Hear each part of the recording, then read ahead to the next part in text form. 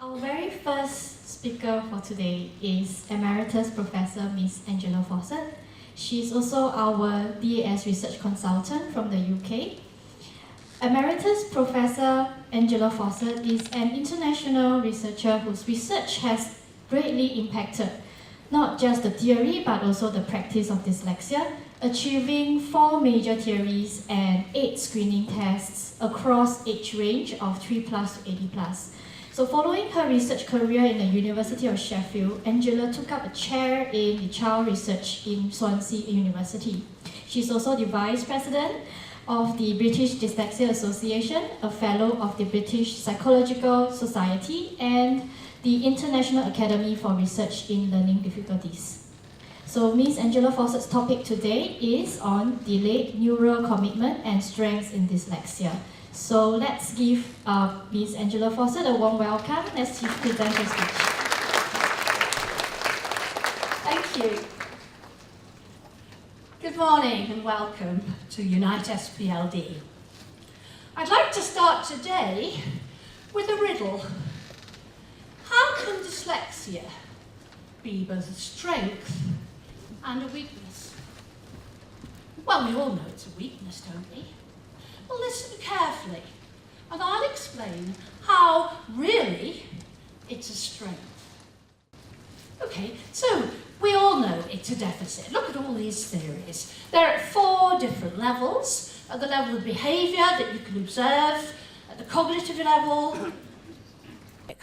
Look, all these different theories. In blue, we have our own theories. This is work that I did in Sheffield with my colleague Rod Nicholson, our automaticity deficit, and our procedural learning deficit, and then finally, our cerebellar deficit. So how can there be so many theories of dyslexia? Which one is right? How do they all fit together? It's a puzzle. Let me tell you about our approach to the problem. We know that there's a problem in reading, and we know there's a problem in phonology. But we're looking for the cause and not just the symptom. So this is a map of London, and we're looking here at the Thames. Where does the problem first creep in? We know that there are problems in automaticity from our own research, and in the cerebellum. And other people have shown problems in the magnocellular system in the brain. So we're trying to identify the cause of the difficulties. This was our automatization deficit hypothesis. Dyslexia is a specific learning difficulty or a specific learning disability, not just reading, a general deficit in learning, and for some reason it's difficult to become expert in a task, whether it's a cognitive or a motor task. And that means that you have to consciously compensate if you're dyslexic, even for simple skills that other children do without trying. And so that means that the children we work with, and you will all have seen this, need to put in greater effort in everything they do in order to be successful. And I can see people nodding here. That's very nice. Okay, so conscious compensation, lots of extra effort. This was one of our first studies. We were looking to see where the problem arises. And here we were looking to see, is it when language is first introduced? So these are reaction time tasks. So up the side we have the speed, the reaction time. We have 5 groups from controls of 8 up to 15. Those are in the black and white. And the striped groups are the dyslexics at 11 and 15. First task, press a button as fast as you can when you see the flash. Okay, the children were absolutely fine on that. Just the same as their chronological age controls. One of the first tasks we found in which they were just the same as the controls. But the next task, you press the button if you hear a high tone and you ignore the low tone. Same response, but you have to decide whether or not to press. And here the children are impaired. the deficit gets worse as the task gets more difficult. And so, for no problem for simple reaction, but for selective choice reaction, they're like reading age controls, like younger children at the same reading age. And for lexical decision, they're worse even than their reading age controls. And that means that the problem is actually something that is even deeper than language. It's there even before the language is introduced. An important study. So we decided to take those simple reaction times and blend them together into a simple choice reaction. And so here we have in the latency again going up the side, the speed, and we have in the black the dyslexics, and in the blue the controls. And then we chose to have them press a button with their hand for the tone, press a button with their foot for the flash, and we put the two tasks together. And what happens? Oh, everybody finds that difficult, really difficult when you start. And we tested them over 2,500 trials, and our controls got really, really good. And after 2,500 trials, they were even better than simply pressing the button for the simple response. So what happens with the dyslexics? Oh no, they're all over the place. So there's a difference at the start, there's a difference at the end, problems with initial blending of the skills, more errors, slower final performance, slower learning, and remind you that that task is a very simple task. It's not language-based, it's not reading-based, but there's still a problem for them in learning to do it. This is how the controls learn, a nice smooth learning curve here. Look at the dyslexics by contrast. They're learning more slowly. There are problems at the start, the middle, the end, and the blend. And so the performance falls down. And we came up with an equation, the square root rule. So the extra time needed for a dyslexic child to master a task is proportional to the square root of the time a non-dyslexic child takes. So if it takes 2 hours normally, it takes 4 hours if you're dyslexic. If it takes 10 hours normally, it's 100 hours for a dyslexic. And that's absolutely shocking, because it takes 1,000 hours to become expert in a task. And so there's no wonder that we have such difficulty in remediating those children in their reading tasks. So this is how dyslexia develops. This is from birth to the age of 8, when it would be diagnosed. We think there's a problem in the cerebellum, at the back of the brain, also in other parts of the cortical cerebellar loop.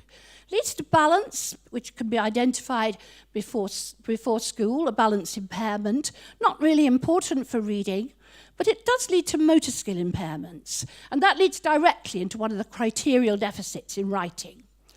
And then, of course, the main route through articulation, phonological awareness, and also problems in learning, in becoming automatic in their skills and knowledge. So what the Americans call a double whammy.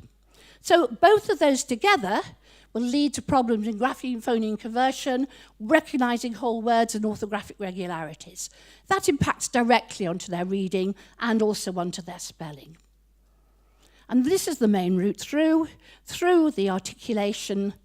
And of course, if your articulation is slow, that impacts on your working memory. And also impacts on your writing, of course. And the declarative learning, we think, is spared or even overachieving. And here we have our book, Dyslexia, Learning in the Brain, which will tell you more about our research. Okay, so there are 2 different systems for learning in the brain, the procedural and the declarative memory system. We have the declarative in blue and the procedural in red. So different views of the brain here. The declarative is learning facts and knowledge. Procedural is learning how to do things. And here we have the declarative memory in blue and the procedural memory in red. And they conspire and compete. Whichever one is best goes first. no secrets for which one goes first with the dyslexics. It's the declarative. So we have a specific procedural learning deficit hypothesis, that the core problems in dyslexia are based in the language component of the procedural learning system, and the declarative learning system is performing at or above normal levels. Other components of the procedural learning system may or may not be affected. So if we look at how you learn over different stages and timescales, the learning study we did took place over several weeks. The immediate stage of learning takes seconds, practice takes from minutes to hours. Consolidation is magic. It happens overnight. Just go to sleep, you wake up next morning and everything you learnt, it's firmly fixed in your brain. It's wonderful. Automaticity takes days to develop.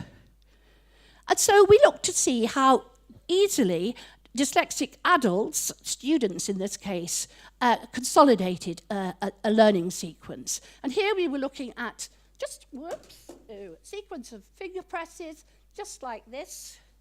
Have I broken the mouse? Maybe. Whoops, no, we have this back again. How do we get rid of that?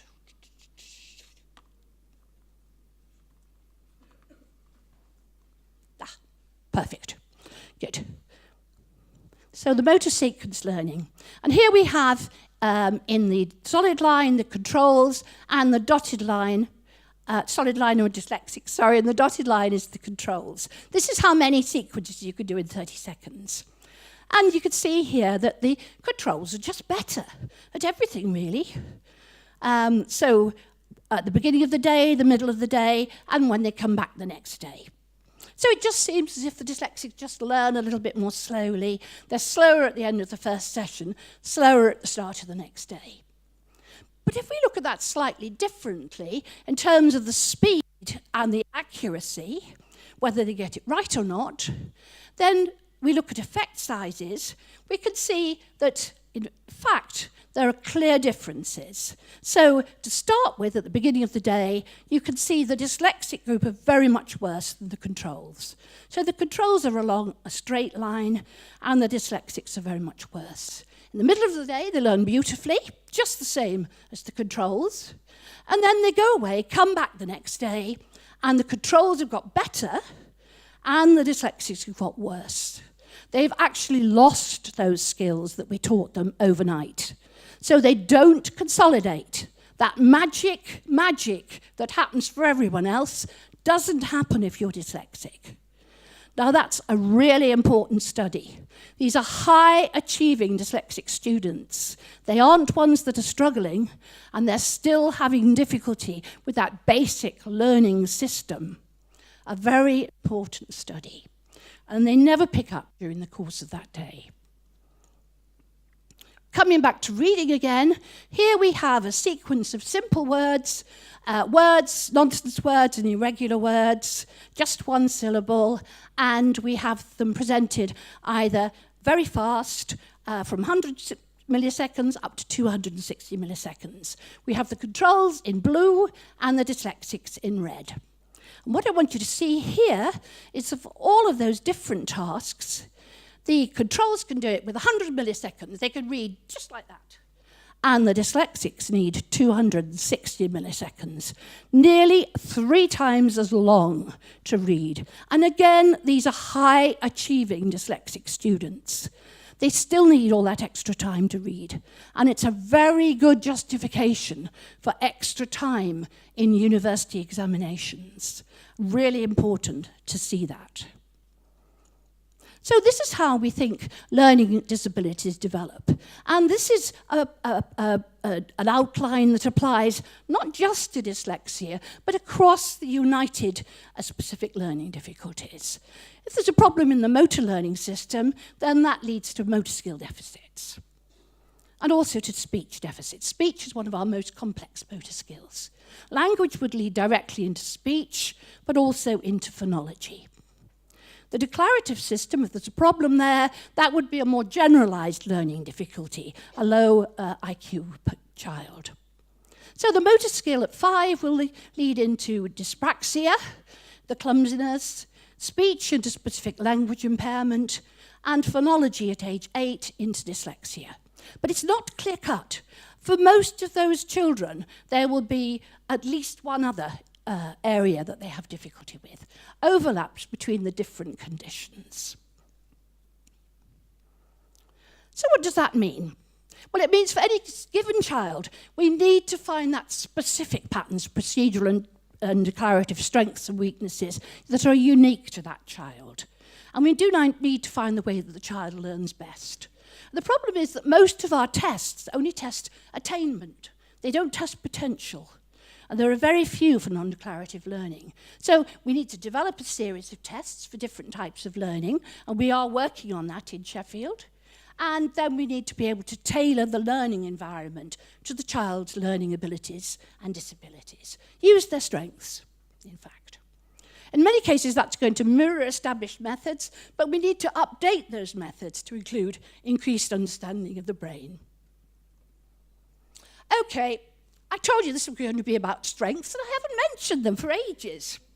So let's go back to those theories. Which one will be the one that will be indicative of strengths in dyslexia? Oh no, they're all going. Oh dear, what should we do? Even our own cerebellar deficit hits the dust there. We're left really with automaticity and procedural learning as the ones that are the best current explanations of strengths in dyslexia. So let's look again at automaticity. What does it bring you? You have neural commitment. It's a group of neurons that fire automatically. It's encapsulated. You can't access it consciously. It's a habit, a stimulus-response habit. It's wonderful. We wouldn't be able to cope without automatic behaviour. It's fast, it's efficient, it takes no conscious capacity, and it frees your control processes, and you can build new skills on top of it. Fantastic. Here's an example of neural commitment. In language acquisition, it's magic. A child up to the age of 6 months can recognise any sound at all within human languages. But by 12 months, they're specialised on the phonemes in their mother tongue. And that's because it's a statistical learning. They hear the sounds and they pick those up, and that's an example of neural commitment to that particular type of language processing. In bilingual children, the process is very much the same initially, but by 12 months and beyond, they can identify not just their mother tongue, but also their father tongue. And that gives them significant advantages right through life. So at 5 to 6, they're really ready to learn because they have advantages in executive function. And it even protects against Alzheimer's as you get old. So that's really good news for absolutely most of the people here, but not for me, because I'm not bilingual. Never mind. Okay, so is it all good, automaticity? I've told you that it's a wonderful thing. Well, it involves premature neural commitment. You're committed to doing it in a particular way, any complex skill. And I don't know if anyone here has any bad habits, but it's even more difficult to unlearn a bad habit than it is to learn a habit in the first place. Hard to unlearn. And you don't have declarative access. You can't tell people about it. You can't integrate new information with other declarative information. And it overwrites your previous skills. So your new skills replace your old skills, and you can lose those non-language skills that characterize young children. So that's things like exceptional non-verbal memory and exceptional spatial skills. And you lose mental flexibility. Here's a quote from Viktor Frankl. Between stimulus and response, there is a space. In that space, whoops, can we go back? No, maybe not. In that space, we have the freedom to choose. So here is our delayed neural commitment hypothesis. Dyslexic individuals are relatively slow to automatize skills, and they therefore show delayed neural commitment. And that's for most skills, but especially for the language-based skills. And generally that means you're going to be slower and more effortful in processing, but it can give you advantages, especially where it's useful to maintain your earlier skills, or where it's important to have two different skills which don't normally occur within the same window. occurring together. So, retention of access to pre-linguistic skills and a combination of knowledge from two different domains. So let's look at that in terms of dyslexia. Declarative specialisation. We all know the dyslexic child that could tell you every single dinosaur, encyclopedic knowledge. There's an extended sensitive period. So at the stage when other children have stopped learning, when their brain has stopped changing, the brain is still plastic in dyslexia, into late adolescence and adulthood. What used to be called the late bloomer. I think my husband at the front was a late bloomer. He won't mind me telling you he's dyslexic. And reduced commitment to compartmentalisation, and that allows greater cognitive processing and flexibility. And more crosstalk between different brain regions and senses, and that allows more integrative processing, that ability to see the big picture, which is so famous in dyslexia. And more speculatively, less pruning of those primitive capabilities and greater scope for post-operational thinking. Think about the dyslexic entrepreneurs that are so famous, people like Richard Branson. We all know people like that. Okay. But I'm afraid it's not all good news. In school, of course, when you're trying to learn, it may be positive to be dyslexic, but you're sinking. What normally happens between the ages of 3 and 7? Normal reading acquisition, you have speech and language developing, executive function developing, reading developing at the right age, fluent reading's built on top of it. But the dyslexic child, they're delayed in their executive function, delayed in their language, they're not ready to learn to read. And so they develop reading failure, a dark cloud looming over the child and their learning. So what's so important about executive function? June's going to talk to you about that later, but what we are now finding is that executive functions, things like reasoning, working memory, and self-control are really important in the early years of learning. Just think, when a child comes to school, they need to sit down, they need to listen to the teacher, they need to not smack the child across from them that's irritating them. And these are learned skills. And the good news is these functions can be improved, and particularly important because they're critical throughout life, not just for school, but for job success and for mental and physical health. Really important skills. And what's known is that you need to progressively challenge the executive function so that children improve, and they need repeated practice. That's the key. The best thing here is that children love to spend time doing activities that interest them. And so you can use children's motivation to advantage here in developing executive function interventions. A whole range of things that could be used. And this is work from Adele Diamond, and she suggests that if you focus narrowly on executive functions or even aerobic activity, it's not as good as improving executive function by also addressing children's emotional, social, and character development. And that includes things like martial arts, yoga, and curricula shown to improve executive function. A whole range of things which aren't necessarily to do with reading, but which improve a child's learning abilities. And the best news of all, I think, is if you're really poor at executive function, you are the one that benefits most from the training. And so it's a real opportunity to catch up with your peers and not be left behind. Really important that this is in place before a child begins to learn to read. So what we need is a neuroconstructivist approach based on Karmeloff-Smith.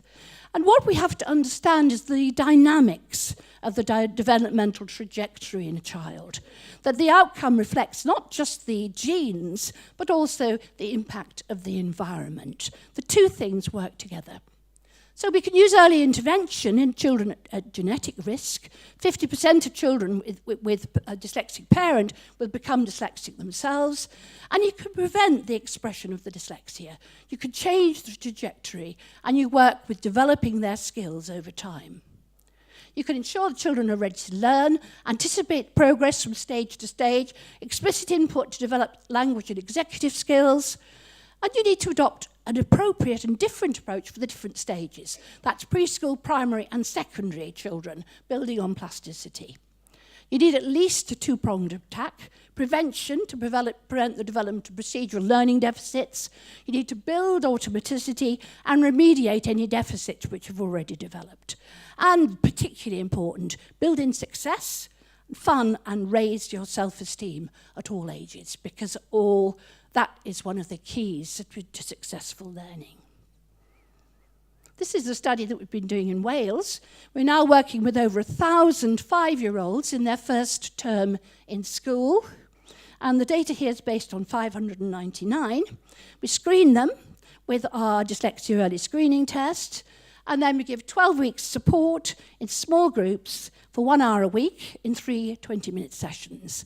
So that's 12 hours altogether over a term. And here you have the pre-test in white, and this is the high risk, the red bar, and the low risk, the yellow bar, and no risk, the final bar. And after that 12-week intervention, you retest, and you can see the changes. Incidence of high risk is reduced from 10.9% of the cohort to only 5%, and low risk and high risk together reduced from 24.2 to 8.5%. So in one region, 48 out of the 54 schools, none of the children at 6 are going into the next class with any evidence of dyslexia. And that's an important enough finding that the inspectors have mentioned it in their report. So very exciting work that we're doing. So how does it develop from ontogeny from birth to adulthood?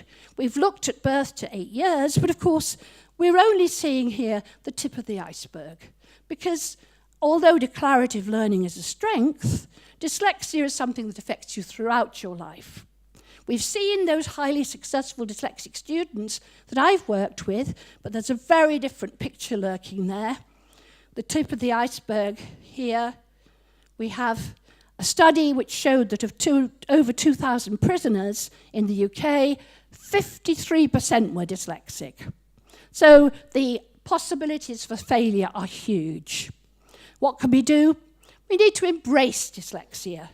We need to identify and support all dyslexic school children so that they've got every chance of flying rather than sinking. So let me conclude. Growing evidence of impairments in procedural learning for dyslexic children across the age range. Those are in place even before they start school. It's nothing to do with the teaching they receive. It's based on problems in statistical learning for language and vision.